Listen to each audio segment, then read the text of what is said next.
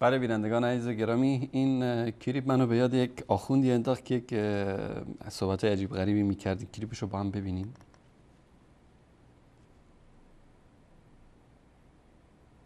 از خصوصیاتش که در بحث خزان العلم مطرحه اینه که امام تمام لغات حیوانات را می‌داند.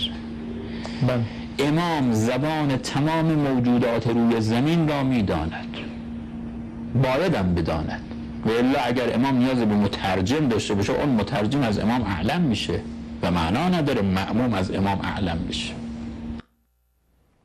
بله، اینم کفش جدید، ببخشید کشف جدید، این آقای قزوینی از بس کفشیات کرده، ما سر زمان اون کفشیات ایشون میاد. امام دیگه نتونستن از قرآن و از کتاب ها و حالا دیگه چسبیدن به جان حیوانات بی زبان.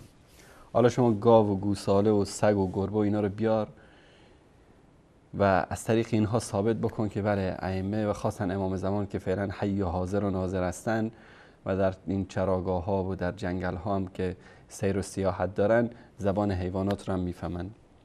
یک روزی بشه که یه 200-300 تا حیوان وحشی و اهلی بیارن و اینا شهادت بدن که بله امامتی وجود داره و امام زمانی وجود داره. واقعا مذهب خنده‌داریه. یک کلیپ دیگری هم دارم که خدمتتون نشون بدم امشب. کلیپ خیلی جالبیه. دقت بکنید در حرفهای این آخوند و ببینید که میزان گمراهی اینا تا چه حدی است. با هم ببینیم اینو. سیدی در تهران گفتش که اسید محمد هولینار بوده، بازاری بوده، امام حسین دوست داشته. گفت خوابش رو دیدم صدای یا حسینی میمد. بعد من فرمود که اسید محمدش هم سید اسید محمد، اینا صدای یا حسین ملائکه آسمان اوله، صدای یا حسین ملائکه آسمان دوم تو طاقت نداری بشنوی. ملائکه آسمان اول که علیه بالله همه مشرک شدن، اونایی که در آسمان دوم و سوم هستن اونا هم مشرک شدن. حالا ببینید که حتی به ذات اقدس الهی هم میرسه. الله المستعان.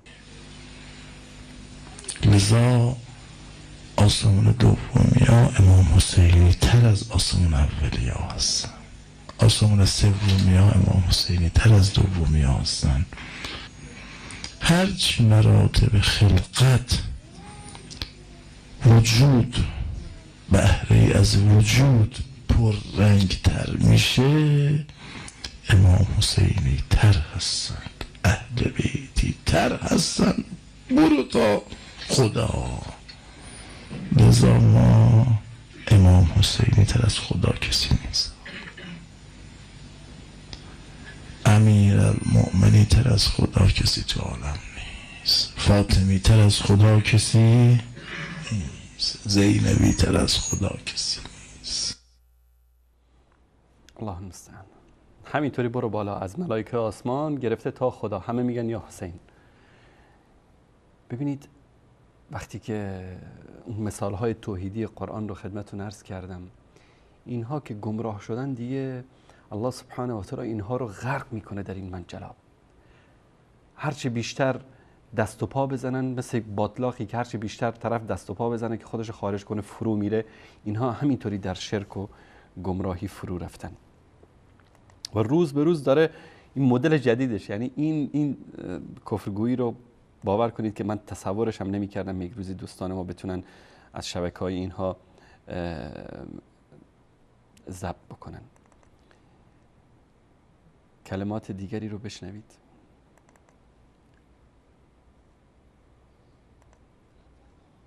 علی گوییم که داور هم علی گوید. به به آقا این دو بیت شعر به عالمی میارزه. نه تنها ما علی گوییم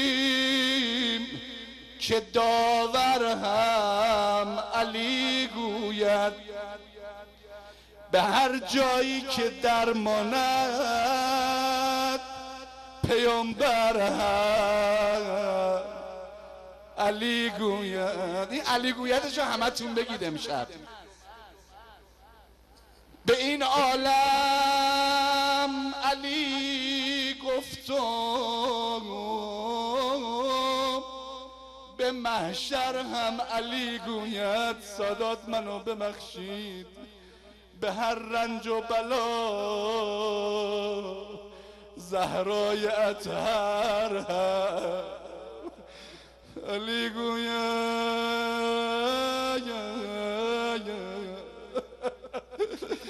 به هر رنج و بلا زهرای اطهر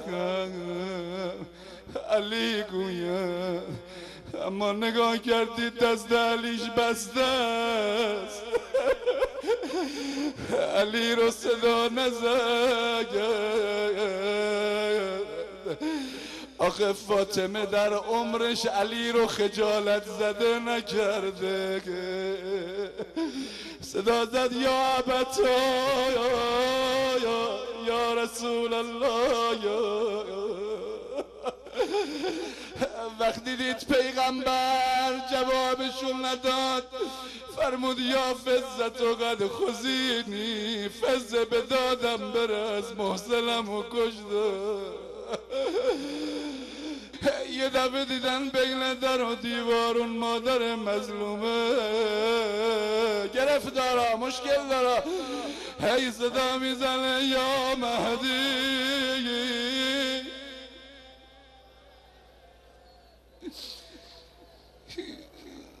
پروردگارا فرج آقامون مقرر بفرما. بین الهی آمین. این آقا امام زمان بیاد، اولین کسایی که گردن میزنه همین مشرکین خواهند بود و اولین کسایی که در صف جنگ با حضرت مهدی قرار خواهند گرفتن همین آخوندا خواهند بود. الله هم علی میگه، اون یکیش میگفت الله حسین میگه، این میگه الله علی میگه. من نمیدونم اینها چه تصور میکنن پروردگار متعال رو. الله المستعان.